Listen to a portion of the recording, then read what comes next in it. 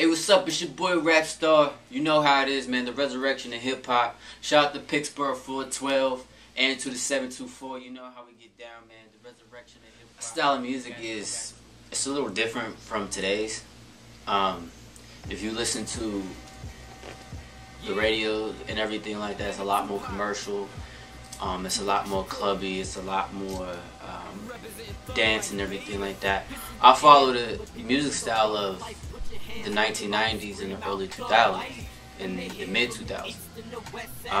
The environment that I come up from, I come from Pittsburgh, Pennsylvania, from Homewood and everything like that. I come from the environment which is, like the jungle, the concrete jungle. So there's certain tracks on it that I dedicate, the lifestyle for that, I still have friends that's in their environment and everything like that. I moved out and everything like that, but I still pay my respects to where I came from and everything. There's nothing like never forgetting where you came from and everything like that. So you have to pay homage to where you came from. So that's where my music comes from, is talking about the harsh realities. A lot of the stuff that rappers was talking about, like Tupac, he was talking about stuff that's still happening today. Still police brutality. Matter of fact, shout out to my homie Jordan Miles and everything like that. He's fighting that case with the Pittsburgh police and everything like that. Poverty still going around. A lot of the stuff that rappers like KRS-One, Tupac Shakur, and Public Enemy and NWA still going around today, and rappers like Eazy-E and Tupac, they're dead, long gone and dead, and the shit is still going on. So that's why I named it the resurrection of hip hop, because I'm going back to where hip hop was actually talking about uplifting people and actually giving the people what they want, and that's what's going on. I say what makes a good artist is somebody that can actually make music that their music can last over the decades. Don Omar, he said it perfectly. He said it's not about making a hit, it's about making a classic. That's what makes a good artist. Somebody that as soon as you drop that song or that album, people's going to be talking about it for another 10, 20, 30, 40 years. Oh man. Always been a fan of music. Always been a fan of music. I got into the media. My mom, she used to work for a radio station that was in Homewood at the time. It's not around no more, but I used to go to this Catholic school in Homewood called Holy Rosary. And where she worked was directly right next door to my school. And it was a talk radio station. And she also used to work for a Pittsburgh radio station called Whammo. And I know, all the disc jockeys there, from Black Steel, from Code Red, to Nick Nice, to Angie, to Sly Jock, all of them, TJ, all of the people that Whammo was involved with, was around them a lot. So my mom, she would take me to work and everything like that, and I was exposed to music. I was raised by not only by my mom, but I was raised by my older sister. I was raised by my great grandma and my nana. So my nana, she would play like 50s music, 60s music, and everything like that. My dad, he played a lot of old school like rap music. He played stuff like from the late 80s to the early 90s. So I've always been around music. I listened to jazz. At some point I even listened to a little country and everything like that. I listened to pop music, so I've always been a real big fan of music. How I got into rap was, everybody in my family, they played rap, but how I really began into rap is, one day I was at my grandma's senior citizens place in Homewood, and I was in the lounge and I was watching MTV. I was watching TRL, and I remember the music video from D12, Blue and Yellow Purple Pills. And when I saw that video, I was like, oh shit, like, that was the shit right there. Like, I was just like, damn, like, you know, they was really getting it. So I made a decision. I was like, alright, I'm gonna rap now. And then when 50 Cent dropped Get Rich or Die Trying back in 2002, that's when I really got serious into rapping. I was like, man, these niggas is making it easy. They making $1 million. They making rap like so easy. So I was like, fuck it, you know, I'm gonna go that route. Pittsburgh rappers, Pittsburgh has a lot of talent. They do. Pittsburgh has a lot of talent, and people like Wiz Khalifa who put Pittsburgh on the map and everything. I show that dude, you know, much respect. I don't know him personally, but I know people that know him personally and everything like that. And but Pittsburgh, we got a lot of history. We got a lot of music history. It's not as big as like you go to New York, or if you go to LA, or you go to Atlanta, or you go to Detroit. It's not as big as, you know, that. But Pittsburgh, there's a lot of good talent in Pittsburgh. I just wish that some of the big Pittsburgh rappers who are out today would come back and extend their hand to the people that actually has the talent. You know, because Pittsburgh isn't the big mecca of music or rap music.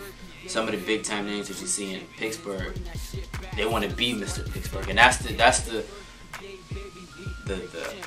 mentality that Pittsburgh rappers have, because Pittsburgh rappers are only out for themselves. I say I'm not a Pittsburgh rapper.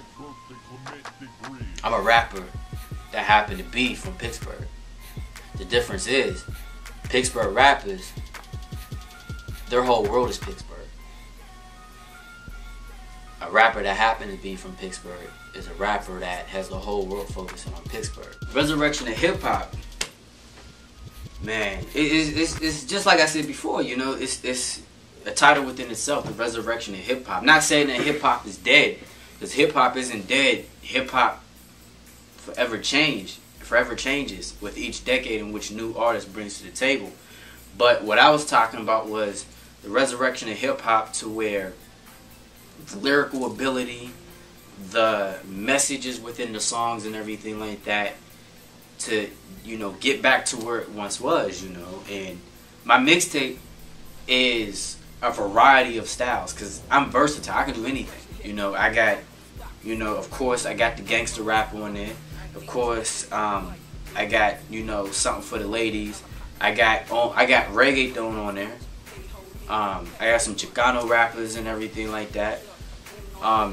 You could expect nothing but greatness on that record.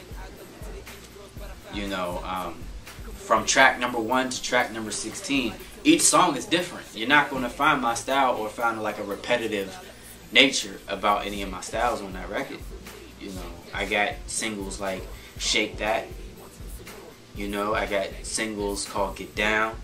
I got singles called Guess Who's Bizak. I got another one called My Latin Queen. I got another one called Thug Life Revisited. You know, so it's a mixture of like different, all your best hip hop elements of hip hop and everything like that. And it's produced. I got producers on it like Twist One. I got producers of Ace Dawn. I got producers from Diablo Vanquez.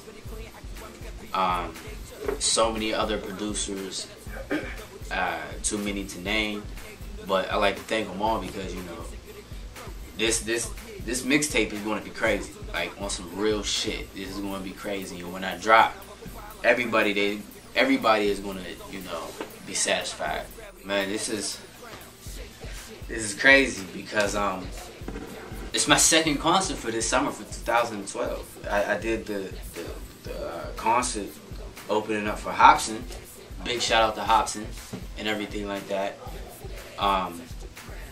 You know, that was a big opportunity for me to actually get up off the campus scene, because I've been doing talent shows and shows at Cal U. I've been doing, you know, the Black Student Union talent shows. I've been doing AIDS awareness concerts at Cal U. I've been on the newspaper and on all that shit. This was actually the first time I actually got out of that environment and to perform to somewhere else. Now I got, you know, with FADEDfest, you know, it's crazy. You know, it's a music festival, and this will actually give my buzz to Pittsburgh to show them what I can actually do and everything like that. Because the thing is, I got a big buzz outside of Pittsburgh. I'm talking to people on the West Coast. I'm talking to people in New York City. I'm talking to people in Mexico, Puerto Rico, Spain, Cuba, all of these places. But for me, it's funny because I'm talking to the people that rappers are trying to get to talk to people now. And that's how it's like so backward, because you want, you know, the local rappers to get the whole world to respect you and the whole world to listen to you. My problem is I gotta listen to I have people in my neighborhood listening to me. And people in my neighborhood do, but it's just like I gotta have the whole Pittsburgh region knowing who RapStarr is. There's people in Mexico, Puerto Rico who know who RapStarr is, but somebody in Mount Lebanon don't.